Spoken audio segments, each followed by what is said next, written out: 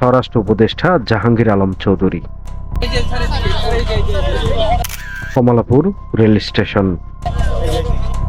যাত্রীদের সঙ্গে কথা বলেন এবং তাদের টিকিট পাওয়া ও বিভিন্ন বিষয়ে খবর নেন।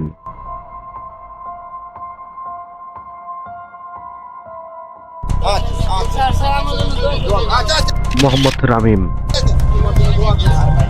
কমলাপুর রেল স্টেশনেরই এক পথশিশু। স্বরাষ্ট্র উপদেষ্টাকে দেখে এগিয়ে আসেন এবং সালাম দেন। স্বরাষ্ট্র উপদেষ্টাও তার কাছে এগিয়ে আসেন। এরপর পা ছুঁয়ে সালাম করার চেষ্টা।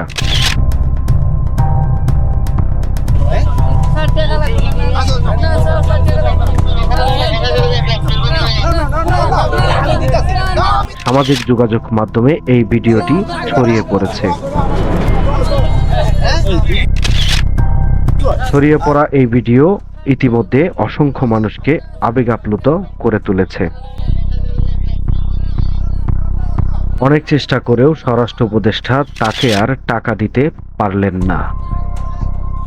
এক পর্যায়ে পথশিশু রামিম সেখান থেকে চলে যেতে চাইলে তিনি আবার তাকে ডেকে মাথায় হাত বুলিয়ে দেন।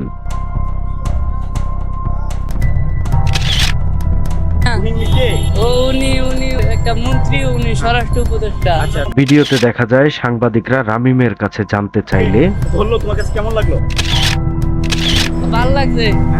নিজের পরিচয় দিয়ে কিশোর রামিম জানায় তার বাড়ি নেত্রকোনার চাহেরপুরে।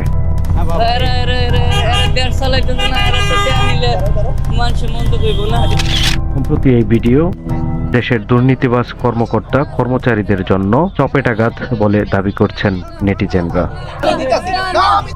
সময়ের কলম, নিউজ ডেস্ক।